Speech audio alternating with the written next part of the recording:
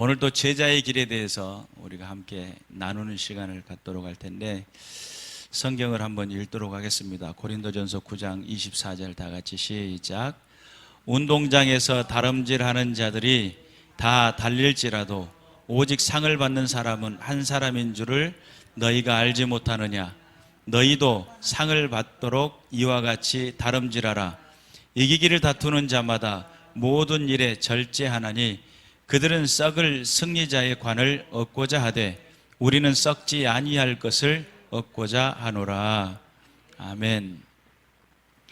바울 목사님의 삶 현장 속에서 바울은 늘 헌신하고 또 희생하고 열심히 주의 복음을 위해서 달려가고, 그런 모습들을 보면서 바울은 희생이구나 이렇게 생각을 했어요.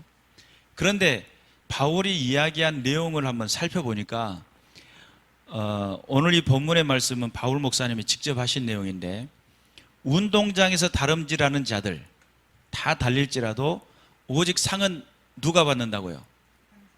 한 사람만 받죠. 그 한 사람은 어떤 사람이에요? 1등한 사람. 그런데 바울 목사님은 늘 희생하고 늘 하나님 복음을 위해서 전진하고, 또한 그리스도의 남은 고난에 참여하고, 그리고 또한 교회를 세우기 위해서 그렇게 노력했던 바울이에요. 우리는 바울은 그냥 희생하는 사람 이렇게 생각을 했는데, 바울은 목적이 분명했던 사람이더라고요.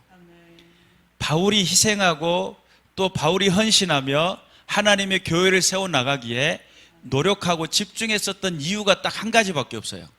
오늘 이 본문의 말씀대로 하자면, 썩을 승리자의 관을 얻고자 그들은 노력하는데 우리는 썩지 아니할 것을 얻고자 한다는 거예요.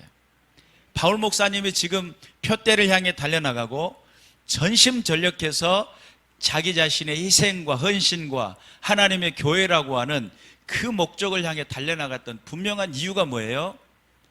상 받기 위해서, 주님 앞에 부름받기 위해서. 자, 보세요. 히브리서 12장에서 보면 허다한 증인들이, 구름과 같은 허다한 증인들이 예수님 주변에는 엄청나게 많을 겁니다. 그런데 그 중에 수없는 많은 사람들 중에 부름을 받을 때 1등 바울 이런 소리를 듣고 싶었던 것 같아요. 자, 1등 그러면서 나의 이름을 불러주면 좋겠는데, 바울은 자기 자신이 희생하고 헌신하고 교회를 세워나가고 수없는 많은 매를 맞고 강도의 위험, 칼의 위험, 또한 동족의 위험, 그 많은 고통 속에서도 내가 염려하는 것이 한 가지가 있다는 거예요. 뭡니까? 그랬더니 교회를 향한 염려라는 거예요. 어떻게 하면 하나님의 교회가 세워질까? 어떻게 하면 하나님의 나라가 세워질까? 이런 고민이었다는 거예요. 그래서 이분은 그런 고민에서 살아가는 사람이구나 이렇게 생각을 했는데, 바울은 또 다른 목표가 있었는데 하나님 앞에 그 부름 앞에 상을 받는 것에 대한 꿈을 꾸었던 사람이에요. 믿으시길 바랍니다. 그러니 바울의 삶 현장 속에 그의 삶의 바울이 절제하는 모습을 보여주죠. 그리고 바울이 최선을 다해서 하나님의 영광을 드러내고자 하는 그 노력을 할 때, 내가 전하고도 버림을 당할까 두렵고 떨림으로 섬긴다 라고 이야기할 정도로 날마다 하나님의 부르심 앞에, 날마다 하나님의 그 인도하심 앞에 벗어나지 않기 위해서 자기 자신을 돌아보고 자기 자신을 정리하고 자기 자신이 하나님 앞에 서 있는지를 날마다 점검하고 주께서 원하시고 기뻐하시는 뜻이 어디 있는지를 분별하기 위해 노력했던 바울. 그의 인생 속에 그에게 인생의 목표가 있었다고 한다면 승리자의 관입니다. 썩지 아니할 면류관을 얻고자 하는 그 열망이었죠. 믿으시기를 주님의 이름으로 축원합니다. 우리가 신앙생활을 하고 있는 동안 어떤 사람은 적당하게 따라가고, 어떤 사람은 적극적으로 따라가고, 어떤 사람은 따라가지 않기로 작정하고. 근데 여러분 알아야 될 것은 나중에 부르심의 그 상은 각각 다를 겁니다.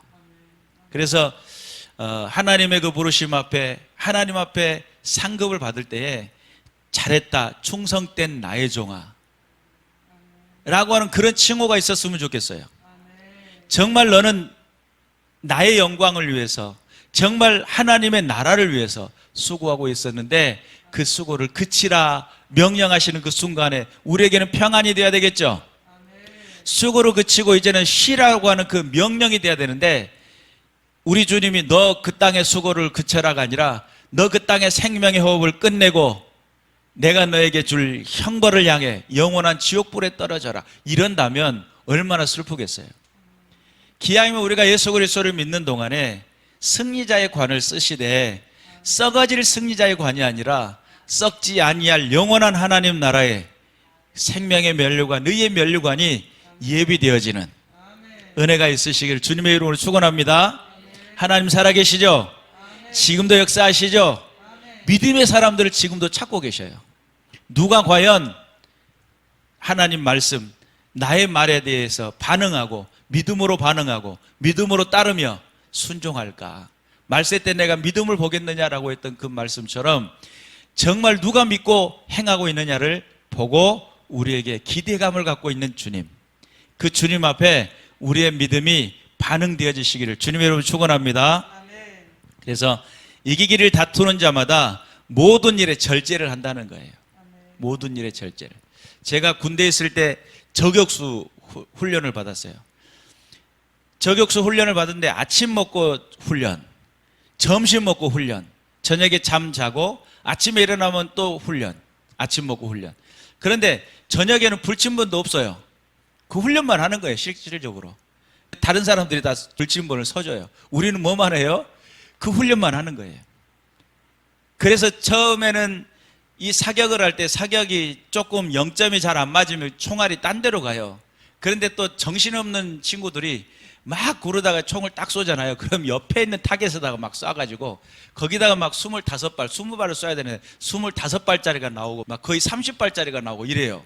그러면은 총알이 뭐 분신술한 것도 아니고 그러죠. 거기에서 우리가 훈련을 받으면서 막 낮은 포복하고 총을 못 쏘면 200m 그 사로에서부터서 낮은 포복을 해서 내려와야 돼요. 이런데 팔꿈치, 무릎 다 까져요. 훈련 받으면서. 그러니까 제가 입었던 그 전투복은요, 전투복 색깔이 원래 녹색이잖아요. 흰색에 가까웠어요. 달아져가지고. 근데 그것이 데려놓으면 참 멋져요. 녹색인 전투복 속에 약간 희끗한 색이 있으면 훨씬 더 멋져요. 그래서 그건 내려고 그것만 계속 달리고 있는 사람도 있고 그랬어요. 근데 우리는 자연스럽게 그냥 달아져 버려요. 낮은 포복을 하니까 싹 달아져 버죠.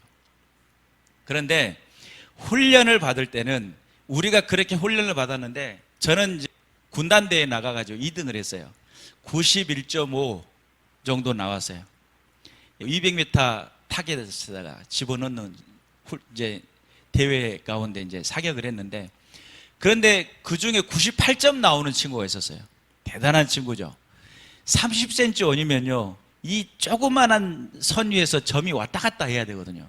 근데 거기다가 거의 뭐 다 집어넣어야 98점이 나와요.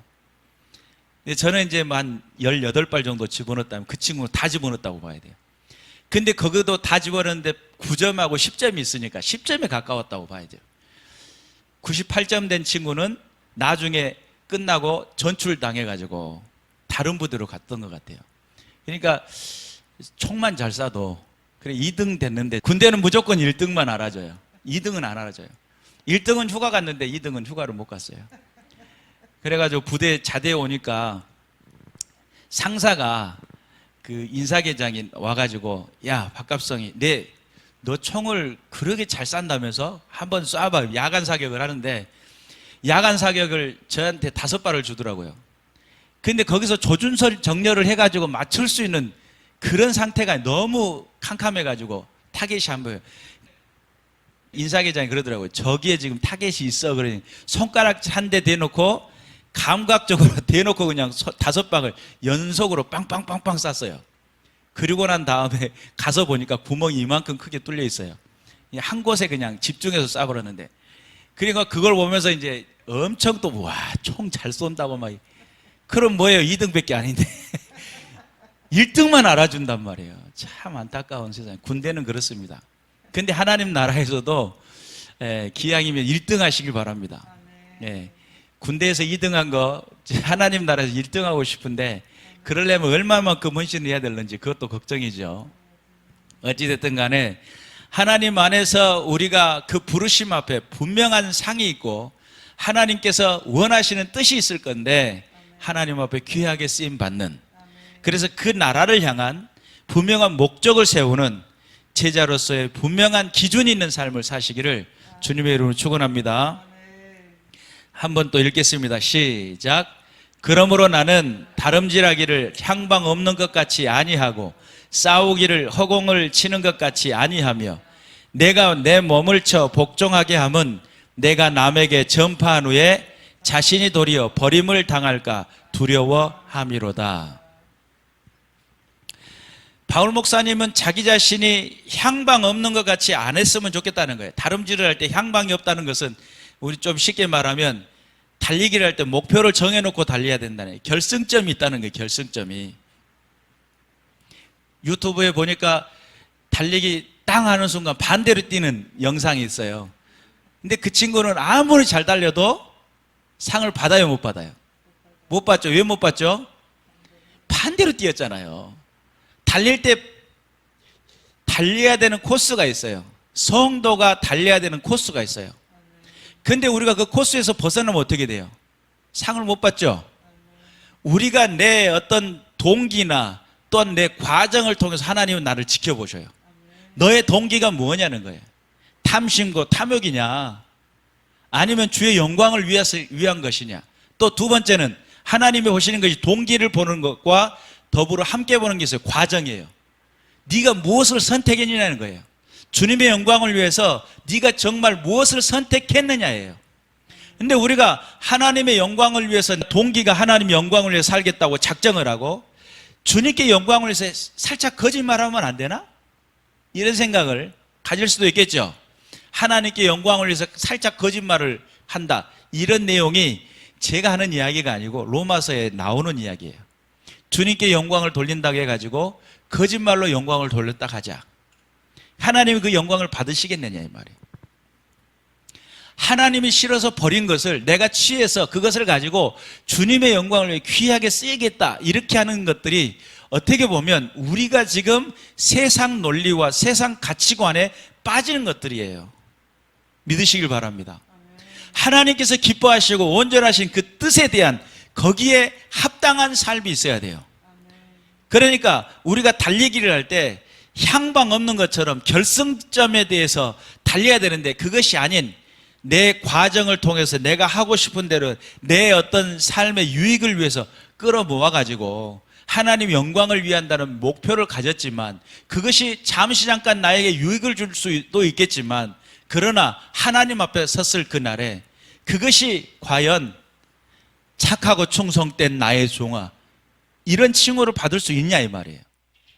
깊게 생각해야 되겠죠. 과연 그것이 하나님이 기뻐하실 일이겠느냐 이 말이에요.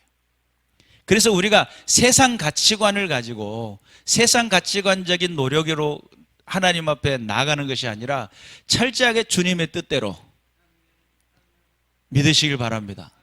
오라 보라 내가 하는 것을, 이랬잖아요.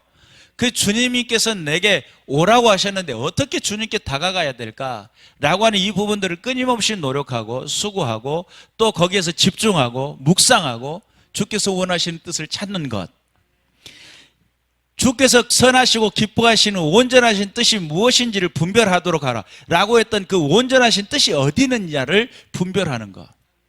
여러분, 우리가 하나님 앞에 철저하게 주께서 기뻐하시는 그 은혜에 대한 삶의 기준을 두고 향방 없는 것 같이 다름질하면 안 됩니다. 열심히 달려는 나중에 주님이, 야 너를 위해 달렸지 나를 위해 달렸니? 너의 유익을 위해서 달렸지 나의 유익을 위해서 달렸니? 너의 삶에 원하는 것을 행하려고 했지 내가 기뻐하는 일들을 행한 거니? 라고 하는 그런 지적을 받는다고 한다면 어떻게 되겠어요? 슬픈 일이겠죠.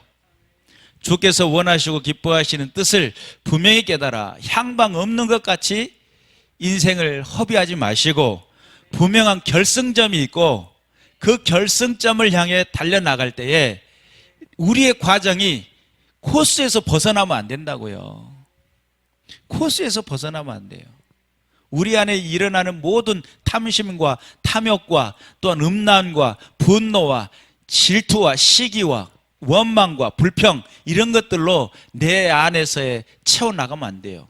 철저하게 근절해 나가는 믿음의 군사들 되시기를 주님 이름으로 축원합니다. 내가 내 몸을 쳐 복종하게 함은 내가 남에게 전파한 후에 자신이 도리어 버림을 당할까 두려워함이라. 바울은 자기 인생을 통해서 최선을 다해서 노력을 하되 하나님 앞에 버림당할까 자기 자신을 늘 점검했다는 거예요. 여러분, 우리의 인생을 사는 동안에 점검이 필요합니다. 이것이 옳으냐, 이것이 잘못된 것이냐 라고 하는 내 자신의 삶을 분별할 줄 알고 점검할 줄 아는 삶. 그래서 내가 하나님 앞에 온전히 바로 섰는지를 분별하면서 믿음 안에서 나가야 될 줄로 믿습니다. 바울 목사님 같은 분도 전하고도 버림을 당할까 두려운 마음을 갖고 자기 자신이 늘 깨어있다고 그랬는데, 우리는, 저와 여러분은 어떻겠어요?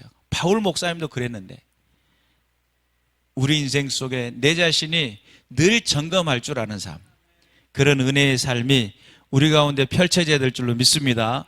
그래서 제자의 길에 있어서 분명한 목표가 정해진 삶, 결승점이 분명히 보여지고 원하신 그 코스를 따라 주의 영광을 드러내는, 할렐루야죠. 세상의 길은 넓은 길이라고 그랬어요. 모든 사람들이 가는 길이에요. 모든 사람이 추구하고요, 모든 사람들이 그 가운데서 하나님의 영광이라는 기준을 두면서 자기들의 유익을 쫓아 행하면서도 하나님의 영광이라고 두는 그런 길이 아니라 아버지께서 원하시는 길, 때로는 손해가 될 수 있죠. 때로는 내 삶을 전부를 드려야 되는 상황이 올 수 있어요. 때로는 주께서 원하시는 삶의 현장으로 나를 이끌어 가실 때에 고통스러운 가시밭길이 될 수도 있어요.